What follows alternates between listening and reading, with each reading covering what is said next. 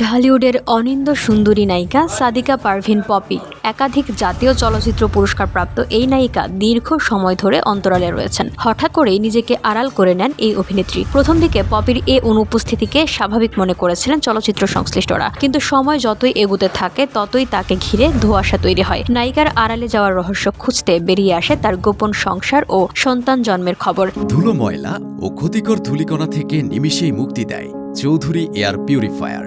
এর শক্তিশালী সাকশন ঘরের কোনায় কোনায় লুকিয়ে থাকা সকল ধুলা টেনে ফিল্টার করে এবং বের করে আনে নির্মল ও স্বাস্থ্যকর হাওয়া।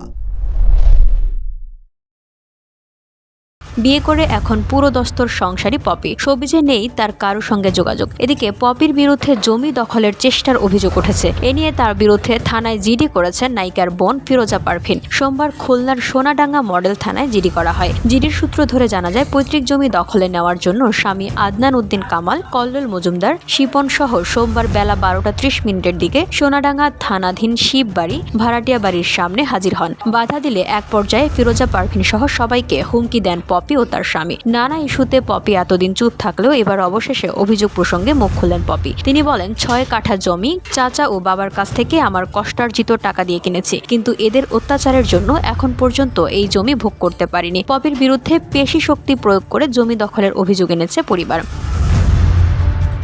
তবে এই অভিযোগ উড়িয়ে দিয়ে নায়িকা বললেন, আমি কেন জমি দখল করব? আমি একবারও বলেছি ওই জমি নেব, আমার লাগবে। পুরো পরিবার আমার উপার্জনে সারা জীবন চলেছে। উল্লেখ করে পপি বলেন, এদের শরীরের চামড়া, জামা কাপড় সব আমার পরিশ্রমের টাকায় কেনা। আমার পরিবারের কেউ কখনো উপার্জন করে খায়নি। 95 সালে আমার বাবা এদেরকে উপার্জন করে চালায়নি, আমার টাকায় চলেছে। বলে রাখা ভালো, পারিবারিক বিরোধের কেন্দ্রবিন্দুতে রয়েছে খুলনার শিববাড়ি এলাকার পপির বাবার 11 কাঠা জমি। অভিযোগ অনুযায়ী এর মধ্যে 5 কাঠা জমি আগে থেকেই নিজের নামে লিখিয়ে নিয়েছেন পপি।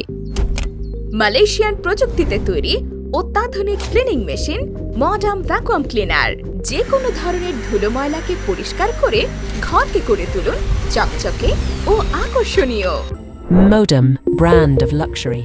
এখন বাকি 6 কাঠার মালিকানা পেতে তিনি মা, ভাই ও বোনদের চাপ দিচ্ছেন বলে অভিযোগ উঠেছে। আরও জানা যায়, পপির মা যে বাড়িতে থাকেন সেটির বিদ্যুতের লাইনও নিজের নামে করিয়ে নিয়েছেন এই চিত্রনায়িকা। প্রসঙ্গত, 1997 সালে সোহানুর রহমান সোহান পরিচালিত আমার ঘর আমার বেহেশত সিনেমাতে অভিনয়ের মধ্য দিয়ে চলচ্চিত্রে পা রাখেন তিনি, কিন্তু তার প্রথম মুক্তিপ্রাপ্ত চলচ্চিত্র কুলি। এই চলচ্চিত্রে তার বিপরীতে অভিনয় করেন ওমর সানি। সিনেমাটি সেই সময়ে 7 কোটি টাকা ব্যবসা করে মাইল ফলকও করে। এরপর আর পিছু ফিরে তাকাতে হয়নি তাকে।